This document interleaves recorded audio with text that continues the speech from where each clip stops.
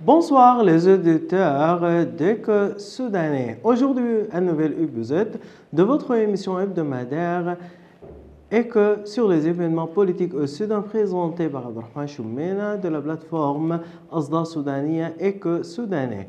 Alors aujourd'hui, nous avons beaucoup d'actions politiques qui sont passées la semaine dernière, mais à la tête de ces actions, on va aborder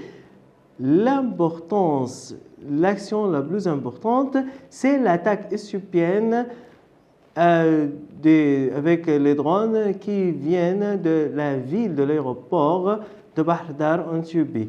Alors en regardant cette action-là, en trouvant que c'est l'action la plus importante dans la semaine dernière.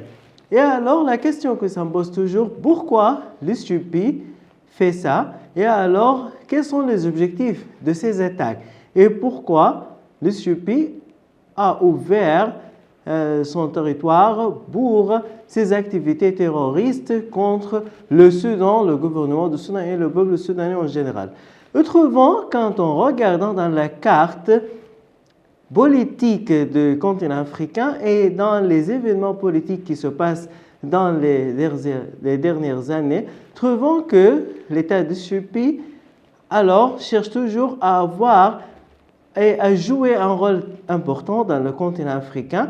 Et alors, Abiy Ahmed a présenté son gouvernement comme gouvernement soutenant alors le projet de l'impérialisme international concernant le projet de la division du continent et alors le projet d'avoir le grand Israël. Donc c'est pour cela, alors Abiy Ahmed soutient la milice de forces de soutien rapide et aussi avec le soutien de Mohammed bin Zayed, c'est-à-dire le soutien des Émirats arabes unis. Alors la semaine dernière, ces drones viennent de l'aéroport de Bahr-Dar en Éthiopie et alors attaquent l'aéroport de Khartoum. Et ici, trouvons que la milice a toujours une faiblesse, c'est-à-dire la milice est en situation de faiblesse parce qu'elle a perdu Khartoum, elle a perdu Madani, Al-Jazira, toutes ces villes. Donc c'est pour cela, maintenant, la milice se trouve dans l'ouest du pays, dans alors les régions de Darfour, dans les zones de Darfour. Et alors l'armée soudanaise et les forces conjointes toujours font des victoires et avoir des victoires dans les batailles qui se passent là-bas. Donc le projet de la milice, le projet de l'impérialisme international, parce que la milice des forces de soutien rapide fait partie de ce grand projet, étant des moyens, des instruments qui réalisent les objectifs de ce projet général. Donc c'est pour cela que la milice a essayé d'ouvrir un nouveau front en ce qui concerne ces attaques à l'est du pays, dans l'État de Nil-Pleu, avec le soutien des Émirats arabes unis et aussi le soutien d'Éthiopie, parce qu'il y a beaucoup des militaires, il y a beaucoup d'équipements qui viennent d'Éthiopie. Après l'arrêt, après la fermeture des soutiens et des rues et des passants qui passent à l'ouest du pays, à l'ouest du continent, alors de la Libye, du Tchad, etc., etc. Après les victoires et après aussi la coordination diplomatique et les événements diplomatiques qui se sont passés dans les dernières semaines avec la coordination d'Égypte, de la Libye, etc., etc. Donc, toujours, la milice cherche à avoir des victoires. Maintenant, la situation à Khartoum, c'est très calme, très stable, parce qu'il y a les citoyens soudanais qui ont retourné à Khartoum. Alors, donc, ici, qu'est-ce que ça veut dire? Ça veut dire que l'activité de production, l'activité de travail recommenceront à Khartoum. Donc, on aura le résultat de ça, on aura quoi? On aura une stabilité économique, une stabilité politique, etc., etc. Et alors, aussi, qu'est-ce que ça veut dire ça? Ça veut dire que le projet de la milice a échoué. Donc, qu'est-ce qu'ils vont faire? Elles ont fait des attaques soutenues par l'Éthiopie et soutenues par les Émirats arabes unis. Alors, les Émirats arabes unis donnent des équipements, des armes, etc., etc. Et l'Éthiopie a ouvert son territoire pour attaquer le Soudan, pour attaquer le peuple soudanais. L'aéroport de Khartoum, ce n'est pas un site de militaires, mais c'est un site civil, ok? C'est un établissement civil qui donne des services pour les citoyens et aussi bien pour les aides humanitaires. Donc, c'est pour cela, trouvant que ces attaques ont beaucoup de condamnations.